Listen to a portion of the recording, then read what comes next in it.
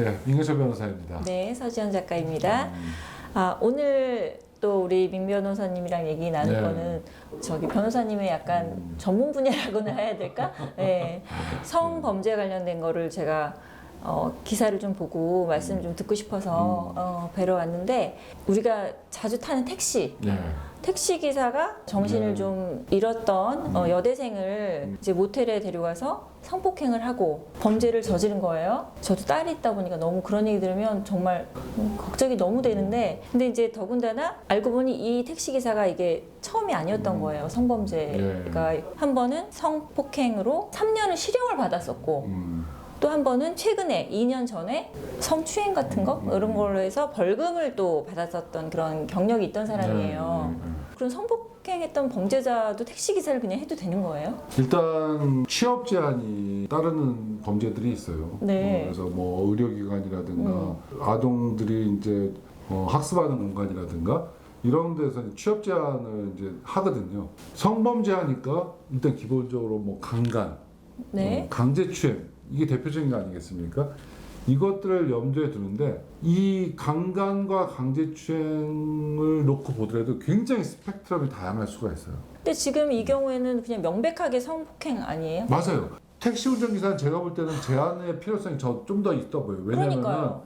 성범죄 전력 중에서 사람은 아까 술도 먹을 수도 있는 것처럼 네. 저는 기본적으로는 누구나 한 번쯤은 실수할 수 있다고 봐요. 아까도 말한 것처럼 원하지 않는 머리를 쓰다듬는다 이런 걸로 만약에 벌금형을 받았다. 근데 이 사람한테 모든 걸 다 제한해 버린다.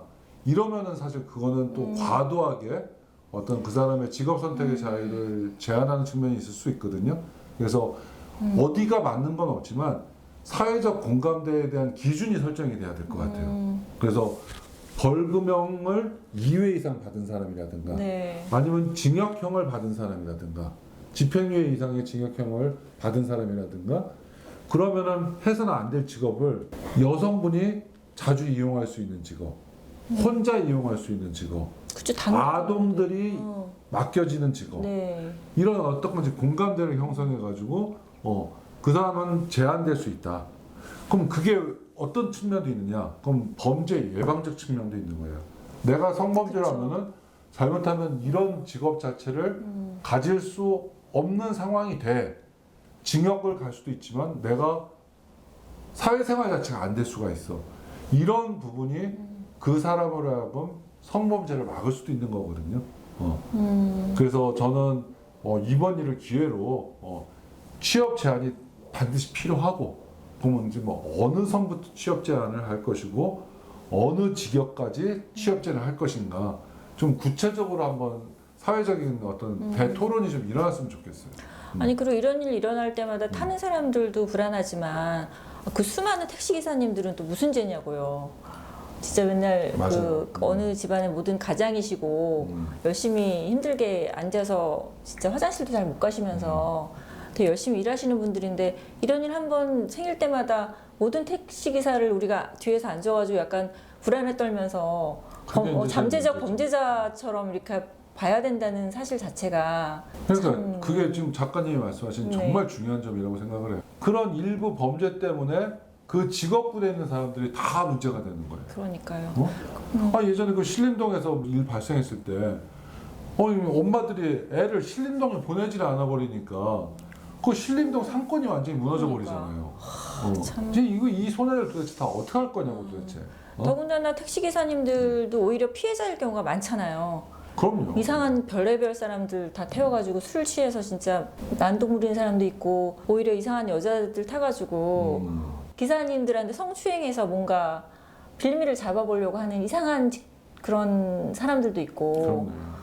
진짜 극한 직업이신데. 그래서 이게 참. 택시 운전기사에서 일이 벌어졌던 택시 운전 전체를 범죄자 취급하는 네. 거는 가급적 지양해야 되지 않을까 싶긴 한데 사람들의 마음이 걱정이 많이 생기는 건 어쩔 수가 없죠. 그러니까요. 뭐 10시까지 들어오고 술을 절대 먹지 말라고 할 수는 없잖아요, 아이들한테. 그렇게 그래서 하라고 한다고 안 하지도 않고. 이런 범죄에 대해서는 네. 굉장히 엄하게 처벌을 하는 게 필요하다고 생각하고 대표적인 게 보이스피싱이에요. 보이스피싱. 보이스피싱이 기관을 사칭하지 않습니까? 그쵸.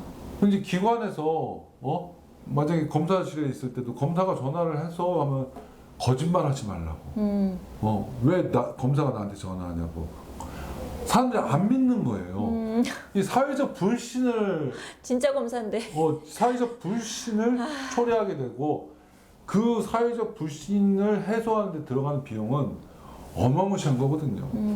그건 뭐 1, 2억이 아니에요. 그쵸. 사회적 불신 때문에 초래되는 지연과 혼란과 그걸 해결 비용은 그건 엄청난 거거든요. 그래서 묻지마 범죄, 피해자를 특정할 수 없는 범죄, 이런 범죄에 대해서는 굉장히 엄단의 필요성이 있는 거고, 저는 이번 사건을 계기로 딱 성범죄의 기준을 정해서 택시같이 여성분들이라든가 아동들이 늦은 밤에 혼자서 이용할 수 있는 그런 어떤 직역에 대해서는 엄격한 제한을 두는 게 저는 맞다고 생각을 해요. 네, 저도요.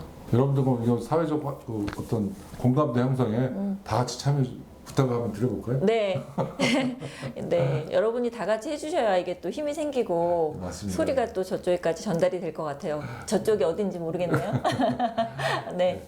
그럼 감사합니다. 다음번에는 작가님하고 네. 또 좋은 주제 주시면 네, 네. 제가 법률적으로 말씀드리는 영상을 보내드리도록 하겠습니다. 네, 여러분 감사합니다. 감사합니다.